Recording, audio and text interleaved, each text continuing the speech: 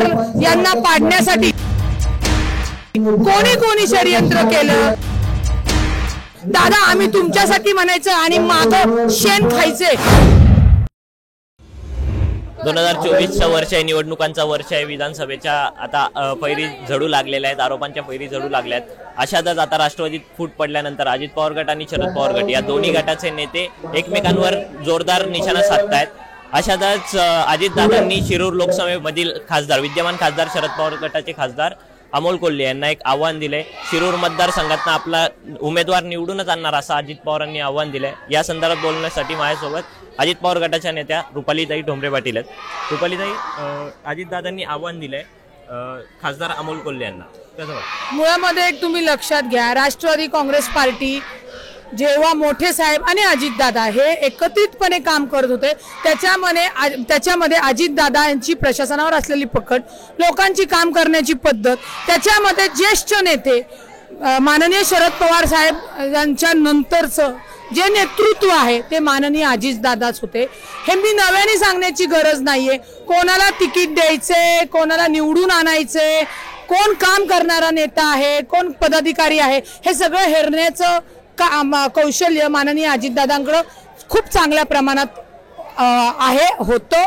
त्यामुळे आता आमच्या जे ही शिंदे आणि भाजप सरकारला जेव्हा पाठिंबा दिला, मोठ्या साहेबांमध्ये अजितदादांमध्ये आमच्यासारखे कार्यकर्ते बोलू शकत नाही, आम्ही वेळोवेळी सांगितलं। परंतु प्रत्येक वेळेला जर तिकडनं खालची फळी वाटेल तसं अजितदादांवर टीका करणार असेल तर त्याला जशास तसं प्रत्युत्तर द्यायला शेवटी अजितदादांचे कार्यकर्ते सुद्धा सक्षम आहेत। तरी सुद्धा प्रत्येक जण की बाबा कामाच्या यांनी तुम्ही बोललं पाहिजे, कामावर टीका केली पाहिजे, काम नाही केलं तर त्याच्यावर बोललं पाहिजे। ज्या पद्धतीने जे आपले खासदार कोल्हे आहेत, सगळ्यांना माहिती आहे की शिरूरमध्ये माननीय अजितदादा, दिलीप वळसे पाटील यांनी जीवाचं रान केलेलं आहे, रक्ताचं पाणी केलेलं आहे निवडून आणण्यासाठी। हे कोणीही खोडू शकत नाही। मग अशा वेळेला ज्या व्यक्तीला आपण निवडून आणलं, ज्या व्यक्तीला ज्या पाठीशी आपण खंबीरपणे उभं राहिलो, ती व्यक्ती जर काही वक्तव्य करत असेल आणि ते आता जी परिस्थिती वेगळी झालेली आहे त्याच्यामध्ये माझा जो उमेदवार आम्ही देऊ त्या उमेदवाराला निवडून आणू असं अजितदादांनी स्पष्ट सांगितलेलं आहे। त्याच्यात वाईट वाटण्याचं कारण नाही आहे। आणि तुम्हाला वाटतं की नाही तुम्हाला अजितदादांनी निवडून आणलं तर तुम्ही निवडून येऊन दाखवा। आता इलेक्शन आले लोकसभेची, त्याच्यामध्ये कळेल कोण किती पाण्यात आहे, कोण किती आहे। आणि मला असं वाटतं की नुसती वायफळ बडबड करण्यापेक्षा आज सरकारने काय काम केलं आहे का नाही, त्यांनी काय काम करावं, जनतेची कामं झाली पाहिजे याच्यासाठी विरोधक बोलणार आहेत की नाही, का फक्त उनी दुनी तुझं माझं हाव केलं त्याव केलं याच्यावर राजकारण होत नाही। त्यामुळे माननीय अजितदादा हे आमदार, खासदार, नगरसेवक निवडून आणणारं नेतृत्व आहे आणि हे त्यांनाही मान्य आहे। परंतु कुरघुडी करायची आणि कुठेतरी वायफळ बडबड करायची, हे माझी विरोधकांना विनंती आहे की हे बंद करावं।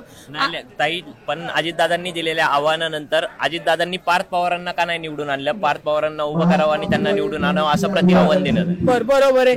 ज्यांनी हा प्रश्न विचारला ना त्याच्या मेंदूची कीव येते मध्ये। त्याच मला वाटतं खासदारांना आणि जयंत पाटील साहेबांना स्टेजवर बोलून कोणतरी गवांडे का लवांडे या आविर भाषेत बोलत होते। त्या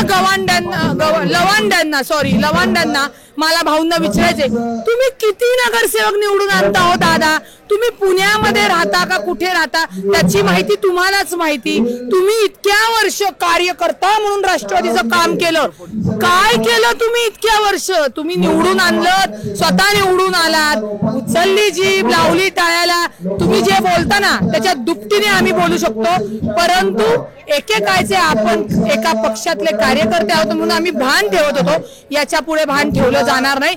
पार्थ पवारांचा तुम्ही विषय म्हणता, पार्थ पवारांच्या वेळेला शिवसेना आणि भाजप हे एकत्र होते, तेव्हा हे विसरले का तुम्ही? तिथली परिस्थिती काय होती? तिथे पार्थ पवार यांना पाडण्यासाठी कोणी कोणी षडयंत्र केलं? आमच्याच म्हणजे राष्ट्रवादी काँग्रेसमधले कोण लाचार भुरटे नालायक फक्त खादीचे पांढरे कपडे घालून दादा आम्ही तुमच्यासाठी म्हणायचं आणि मागं शेण खायचे, हे सगळ्या राष्ट्रवादी काँग्रेस पार्टीला माहिती आहे. आणि पार्थ पवार जरी पडले तरी पराभूत झाले म्हणजे ते कायमचे हरले असं होत नाही.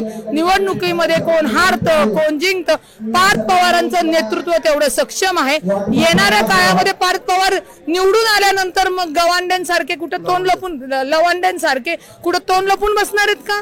काय झालेलं आहे, मोठे साहेब आणि अजितदादांच्या मध्ये किती दुफळी निर्माण करता येईल, किती वाईट बोलता येईल. कारण का कुटुंब असतं, कुटुंबामध्ये काही नासकी लोक असतात की त्या परिवाराला एकत्र राहून देत नाही किंवा ते वेगळे झाल्यानंतर जेव्हा लग्न झाल्यानंतर मुलं मोठी होतात त्यांना आपण घराच्या बाहेर काढतोच ना, परंतु तिथं जगू द्यायचं नाही आणि साहेबांसमोर दाखवायचं साहेब आम्ही आम्ही आम्ही. पण मला सुद्धा सगळ्या महाराष्ट्राला सांगायचंय आणि हे मोठे साहेबांनाही माहित असेल, जे आम्ही आम्ही म्हणतात ना ते कामाचे काहीच नाही. त्यांच्या कृत्यातनं एकही नगरसेवक आमदार खासदार कधी निवडून आला नाही.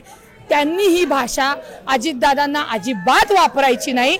आपल्या चौकटीत लायकीत राहावा, अन्यथा तुम्ही लायकी सोडली तर आम्हालाही आमची लायकी तुम्हाला पात्रता दाखवावी लागेल, एवढं त्यांनी ध्यानात ठेवावं. रुपालीताई, वारंवार तुमच्या गटाकडून किंवा अजितदादांकडून उल्लेख केला जातो की शरद पवार हेच तुमचे नेते आहेत किंवा शरद पवारांबाबत आदरयुक्त भाषणं केली जातात.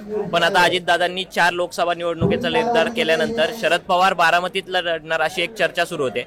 शरद पवार जर लोकसभेच्या निवडणुकीत उतरले बारामतीत तर अजित पवार गट त्यांच्या समोर उमेदवार देणार का?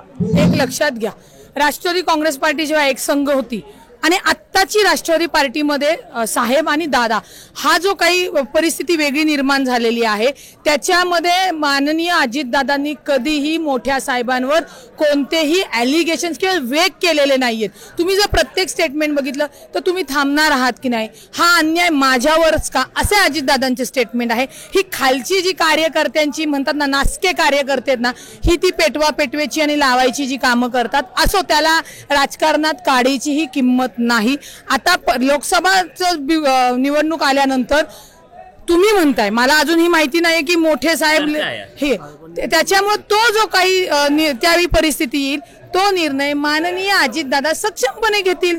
आमच्या कार्यकर्त्यांचा तर विषय नाही. आणि माझ्या मते तरी मोठ्या साहेबांनी ज्या पद्धतीने आता मधल्या काळामध्ये की बाबा मी एक आधारस्तंभ म्हणून राहणार अशी जी घोषणा केली होती, तर मला नाही वाटत की ते निवडणूक लढतील. पण जर तशी काही परिस्थिती साहेबांनी निर्णय जाहीर केला तर याच्यावर माननीय अजितदादा, कारण का मी साहेबांचं सांगू शकत नाही, मी अजितदादांचं सांगू शकते, ते हे निर्णय सक्षमपणे घेतील.